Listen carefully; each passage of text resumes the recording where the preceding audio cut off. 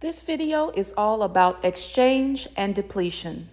Every time you sleep with someone, you're either exchanging good energy with each other or giving away your beauty, wealth, and luck.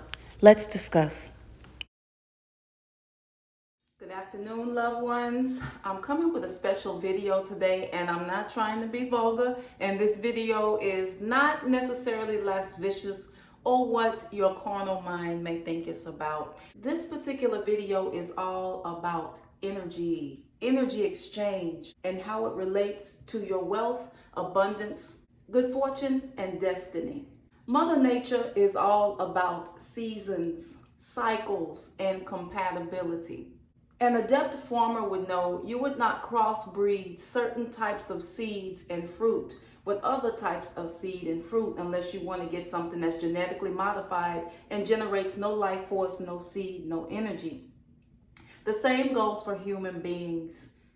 Anytime you invest yourself, whether it be physically, mentally, or emotionally, in exchange with another person, you are creating an energy vortex. And if it's too deep, it becomes a soul tie, which can be more like an anchor that helps you be more stable, or a shackle that enslaves you or binds you in some sort of way.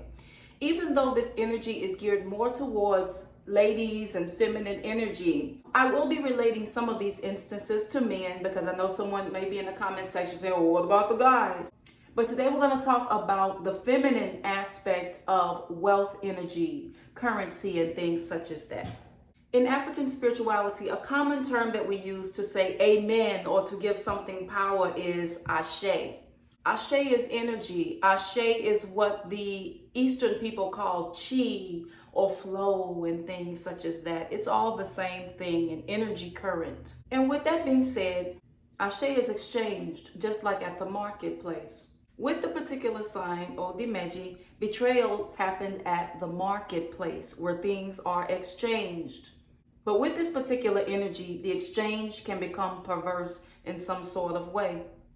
The energy of OD talks about the male and female joining together, because OD deals with the holes, the orifices, and things such as that. So with that particular energy comes life and death. So it can be used to create life with a plug to a socket, or it can be the hole that puts somebody in the ground. It can be someone's destruction. It can also deal with slavery and bindings. Sex is energy. Sex is Ashay. Money is energy. Money is Ashay. So whenever your energy is low, your Ashay is low. Whenever your libido is high, that means your creativity energy is high. Whether you use it to create life with another human being or whether you use it to manifest something, it's all energy in how you direct it. So if you say your money is low or stagnant, that means your Ashay is low and your energy is low or stagnant and needs to be restirred. Because just like putting water in a bottle, if you leave it in there too long, it's going to start to become trapped and stinky and putrid in some sort of way. When you think of the word organ, it's closely related to the word orgasm. Orgasm is energy. It's kind of like that roller coaster energy where it goes up and it goes down. That's why they use the word climax. So anything dealing with movement, ebb, flow, up, down, cyclical, roundabout, is energy rotating, circulating, and being exchanged between two people or two things.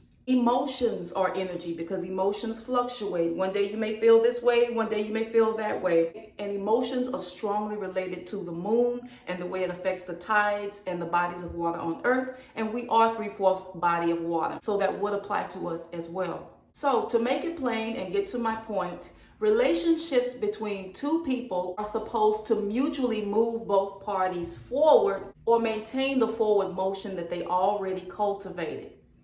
Whenever a relationship moves one person or both people backwards or stagnant, that means that the energy has become backward and stagnant. It's going to show up in other areas in their life. So one clue as to whether you're using your sexual energy or your sexual bank account in a way that doesn't serve you is if you feel like your life is going backwards or stagnant. That's not a good sign. Now, sometimes people can have other situations and factors in their life that could be ancestral. It could be interruptions from 𝐏𝐄𝐑𝐒𝐿 rune. It can be something from their own ori, their own head. But if things were just fine before you got involved with one particular person, you may want to look and see if the energy exchange either was not compatible or it depleted you in some type of way. If you think I'm being too worldly, let me further prove my point. Let's look at the etymology of the word money. Money comes from the word moon, which deals with the cycles of the flow of water and feminine energy, the subconscious, psychic abilities, intuition, motion, and mystery. Money, moon, moon, moon, money. So once again, whenever you think of the word money, it is directly related to the moon and female energy. Nanaburuku, Yemoja, Oshupa, and feminine elements in creation. When you look at the word currency, currency means flow. What type of currency are you using? Are you using the US dollar, the Nigerian naira, the Indian rupee? Whatever type of currency it is, currency represents exchange, flow, and money. And what else has currency? The water. You ever heard someone say there's a current in the river or current in the way it ebbs and flows? All of that is feminine energy. So wherever there is flow and current, there is feminine energy that is there. Nothing on earth can exist without movement, flow, water, and currency. When you hear the word bank, let's look at the original meaning of the word bank. Where is a bank? No, not the one at the building where you leave your money, but where's the bank? It's at the river, right? The river bank, it is the gateway to the feminine essence of flow and movement and things such as that. So ladies, when you are excited or you're happy or you're just going through your monthly cycles, where are you flowing from? What is one of the main stations that you flow from? Whatever your source of flow is, wherever that's coming from, I won't be too vulgar, that's the riverbank. And what do people do at banks? They make deposits. Take notes, keep following me as we go along. I'm going somewhere with this. When you hear the word cash flow, I need my cash flow. I got to have my cash flow. Once again, it deals with currency, movement, and feminine energy. Money circulates and rotates. It goes round and around just like the cycles, just like the rotation of Mother Earth and the moon. Just like when Yemoja, when she dances in the New World, she often moves in a circle. When they say, Agolona o yale. Agolona o yale, yale yaluma o, yale omi yale ayaba omi o, agolona o yale. That's what energy is doing. That's what the waters are doing. The waters are flowing. Everything is cyclical, going in its cycles in conjunction with the moon and the waters on earth. And when that movement becomes slower, it becomes low vibrational to where it gets to the point where it's stagnant. You know how you're making rice and grits? And at first, you're stirring fast because the grains haven't fully softened yet. But the thicker it gets, the more your whisk, it just goes slower and slower because it's becoming more dense, which means more low vibrational, more terrestrial. Whereas when things flow, when things vibrate faster, it's more heavenly. Things are moving forward quickly. This is how we get words such as spiritual, which means to spiral. So anyone that tells you money isn't spiritual, they don't understand the etymology behind the words of what money is and what prosperity is. Now, this energy of movement, it will also represent the energy of everything, such as your health, your thoughts, and things such as that. Certain things in life we want to be stable, but other things such as the feminine energy of flow and things coming to you, you always want that to be in motion. For where there's no motion, there's death and stagnation. So relating to the female Orisha, Oshun. Oshun is fertility. She is the ability to conceive, not just a child, but an idea and project. Oshun is often related to the stomach, the solar plexus, but she is also related to the ovaries and cervical mucus. When a woman is titillated or excited or getting ready to receive an investment from a man's Ashay in order to produce a child. Whenever a woman is ovulating and her body is in a healthy state, she will begin to secrete cervical mucus. It will look like the nectar from an aloe vera plant. When this particular juice is absent, that means that she may not be ovulating, or there is stagnation or density in her ovaries or in the womb area, and things have begun to slow down. So the denser her mucus, there's a high probability that her body is not alkaline enough to produce a child at that time. The more flow she has represents that her Ashay, her chi, her life force is moving the way it's supposed to move in its relaxed state. And you hear people say, oh, I'm going to build a nest egg. Once again, you're hitting right up against feminine energy, because once again, ovaries, eggs is all a feminine concept. She conceives, grows, and multiplies what has been planted within her. So for the three principal female Orisha, there are plenty more of them. Oshun creates, Yemoja or Yemaya sustains, and Oya transforms. Now let's look at the Yoruba word Oko. Oko means husband. It also means farmer, and it also means the male phallus, if you know what I mean. So however you use the name, a farmer digs and cultivates in the ground. He is putting his investment in.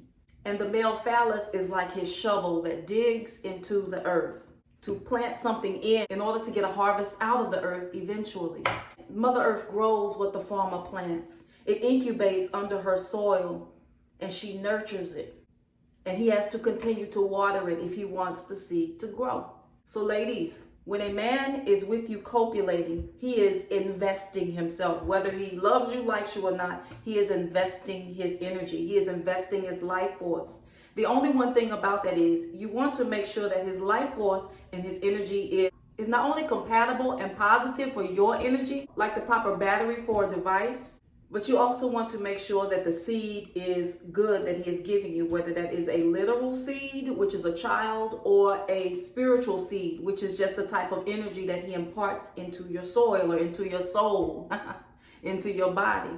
And in ancient times, certain men preserved their own life force and Ashay by not imparting their energy and their fluids, because that represents giving their life force away. So when he invests in you, not only do you want to make sure that his energy is compatible and good for you, you also want to make sure that the seed does not deplete your soil, or that his seed or his Ashay and energy does not deplete your soul. There are some seeds that harm the earth. There are men that won't be so compatible to your personal soil or your riverbank, which could corrupt your energy and your holy waters. And not only is the man imparting his energy, but you are also imparting energy in return. Let me give you an example of what I mean. Have you ever dated a man before who, before you started talking to him, no other woman was paying him attention or checking for him or anything like that? But once you started talking to him, here come all the other women. Women, or what the Yoruba call 𝐏𝐿𝐼𝍍, were looked at as good luck charms. That's why you will rarely see an awo or a babalawo that does not have an akwetebi at his side, because female energy keeps the thing flowing and going. And it's supposed to be the benefit to his ministry and his household. So every man that you meet may not be aware of what his seed quality is, whether he has good seed, okay seed, or corrupted seed. So he might just find you attractive and just going along having a good time, and he doesn't mean to corrupt your soil, but yet and still he does. Either due to the fact maybe he's a good person, but you're just not compatible, or the energy is off between one of you in some sort of way. Something in the spirit, the bloodline, or something like that can corrupt you or can corrupt him as well. A masculine energy will carry either corrupted seed, neutral seed, or good seed. With corrupted seed, your life will start to go down and be corrupted and stagnant. With neutral seed, you may not go either back or forward. You're just kind of maintaining and doing things on your own, kind of like that sleepy Jupiter. With good seed, his life moves forward and your life moves forward too, and neither one of you are holding each other back or behind. And this has nothing to necessarily do with soulmates. This is about compatibility and who you combine your body with, because sex is alchemy and everything does not go together, just like oil and water does not mix. So let's say that this is you, the feminine energy. This is the masculine energy, the seed. With good seed, it's going to cause this water that's already full, not half full. When you're balanced, your cup is already full. You don't need a man to fill it up. But when he does fill it with his good seed, it overflows. So if I put enough of these seeds in this cup, the water would start toppling over. And that's when you have Ashay, energy flow, and chi moving forward in your life. When good seed is connected to good water or good soil. When the man plants his seed, the water overflows.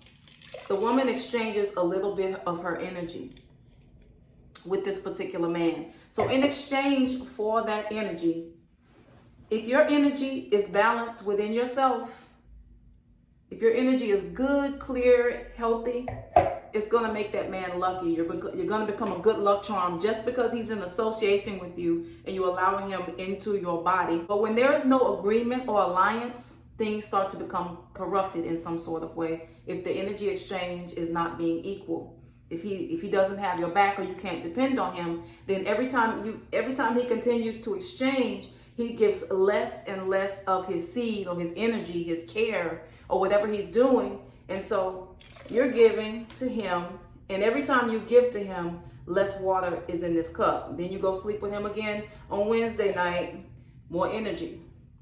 Thursday, more energy.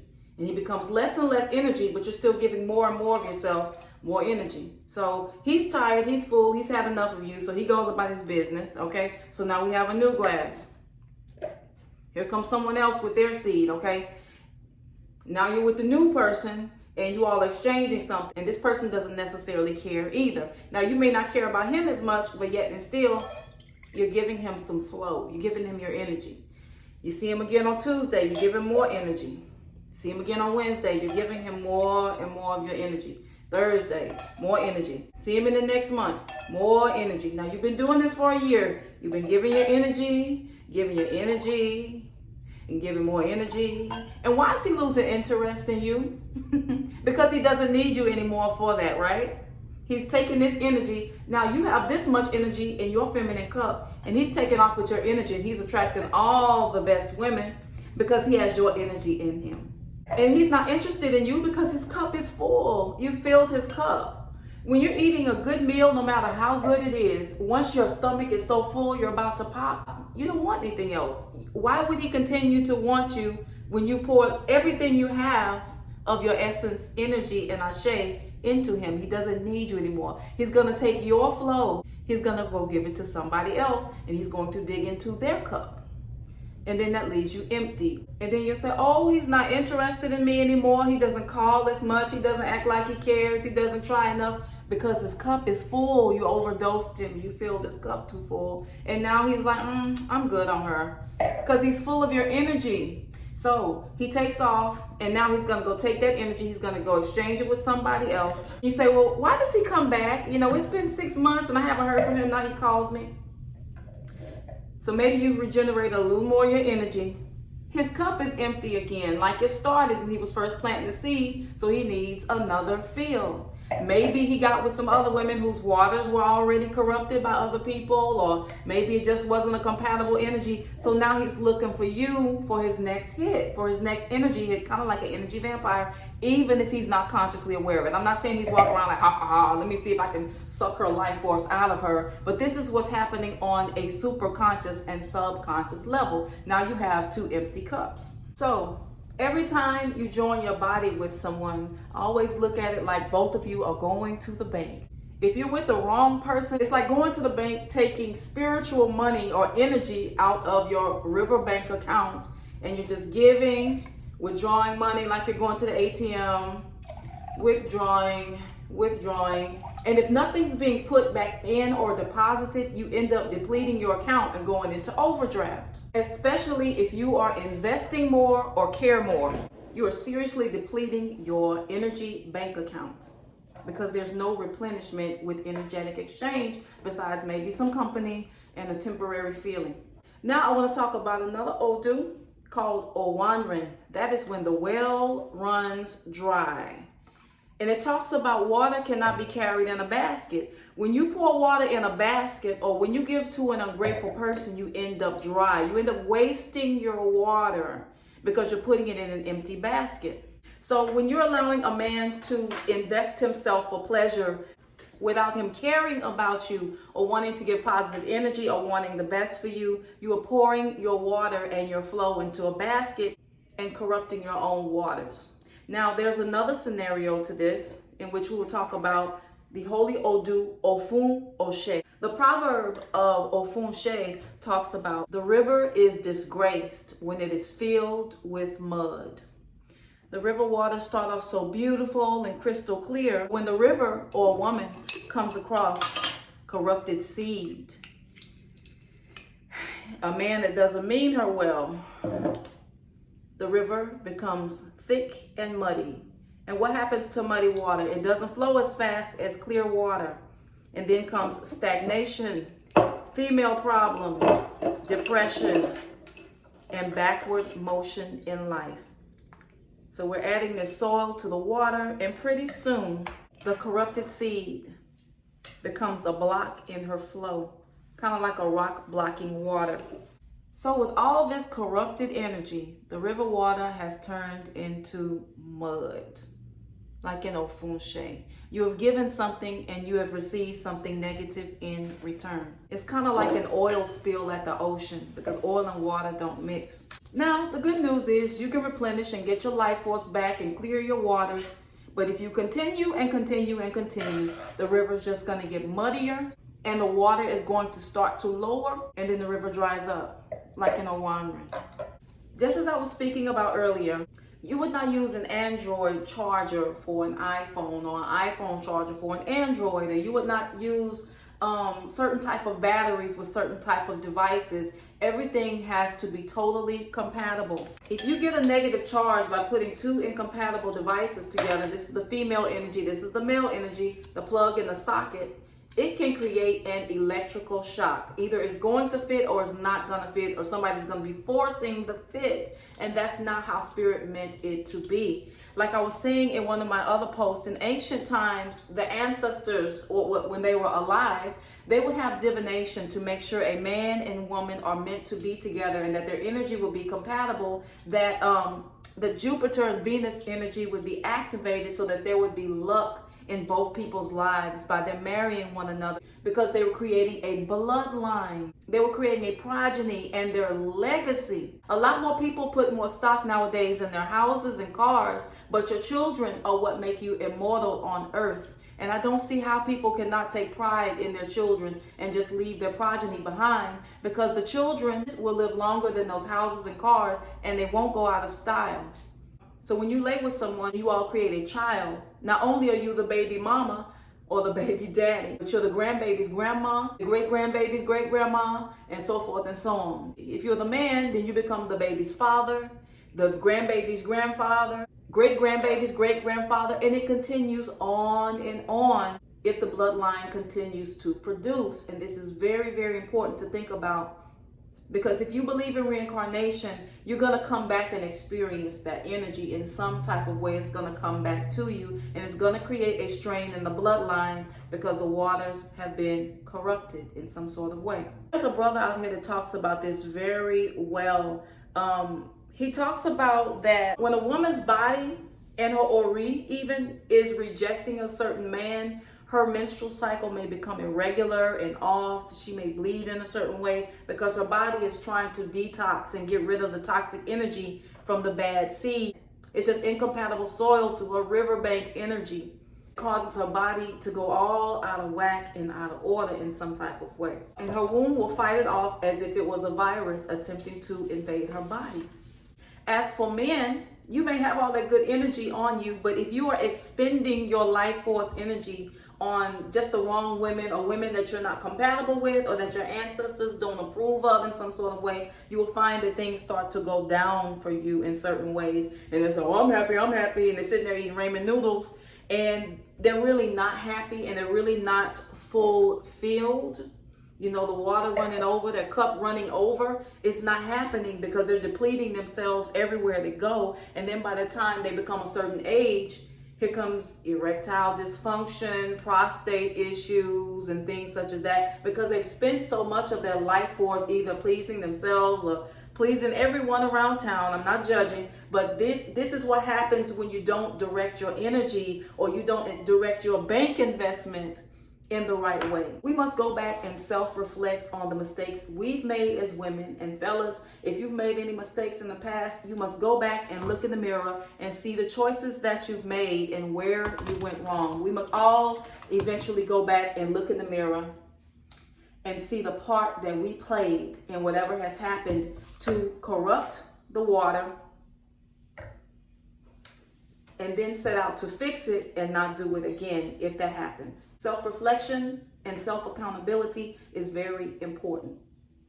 If it's a situation where something was done by force, then there is hope to replenish your waters and get your energy back and call the parts of your soul fragments back to yourself so that you can be whole again and a full glass of water.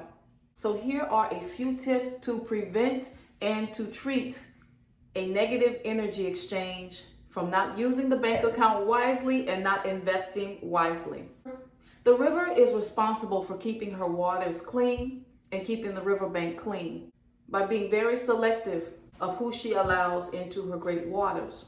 The farmer, the banker, the husband, the man is also responsible where he invests his energy. Are you investing in muddy waters? Are you investing in clear waters? You also want to judge by character. Just because the river has become muddy does not mean that it's not a good river any longer. It just needs replenishing in some sort of way. So here are a few tips to prevent and to treat when the waters have become muddy or the energy exchange has caused someone to either go backwards or stagnant in energy flow in the sexual bank account. Number one, divine before you combine. Just like the ancient people did and the ancestors, check it out and see if that's the person you're supposed to be investing your time with. Check it out before the dopamine and chemicals in your body play a trick to make you think you're falling in love with somebody where it could be a disaster. Cliche, know your worth. Only the river knows the treasures that it holds at the bottom of its waters. You don't have to display everything, brag, or tell everything. Keep your treasures to yourself and guard them, for they are your very life force. I'm not just talking about your womb and yoni energy. I'm talking about your entire being from head to toe. It's all energy. Next up, pay attention to your body. Not just what your body is doing when you're in hot lust, but pay attention to the responses that your body gives after you have laid down with a person. Pay attention to what your womb is doing. Pay attention to your pH balance. Pay attention to how your heart feels and your mind feels after you've exchanged energy with someone. Do you feel better? Do you feel the same? Or do you feel worse in some sort of way? Check it out, and that will let you know if you are into the wrong type of person at that time. Next up, pay attention to your life. So maybe your body is still healthy and everything is good and alkaline and smelling like oranges. But if your life is going backwards or stagnant rather than forward or continuing to go forward, then that is a huge red flag. What you want to do is, whether you are male or female, go back and write a list of the energy exchanges that you put out in some sort of way, and make note of what was going on in your life during that time. Were things bad? Were things good? And if there was any promiscuity, just keep this in mind. If you want to be all free love, remember, you're just giving out the bank slips.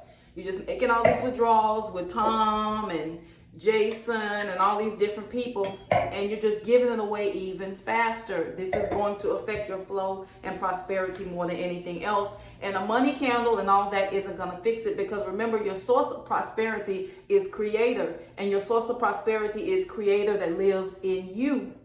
So whenever you're doing like a money candle or a honey jar or anything to increase your money, this has to be like this. Your glass or your riverbank has to be full and flowing to begin with, or you will just have to keep doing things. It'll work for a little bit and then it'll stop. So you want to make sure that things are alkaline in your energy when you're getting ready to do manifestation work. And same for men. You want to make sure you're a wise investor, not only in stocks, bonds, and Bitcoins, but in the quality of women you choose to merge yourself with. It's not a game. It's not just for sport or for feeling. This is not meant to trigger or offend.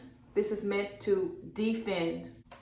Because when you and I make better choices, the world will see better fruits sprouting up from the good choices that we make. And the seeds must be good so there can be overflow once the investment has been made. Peace and bliss.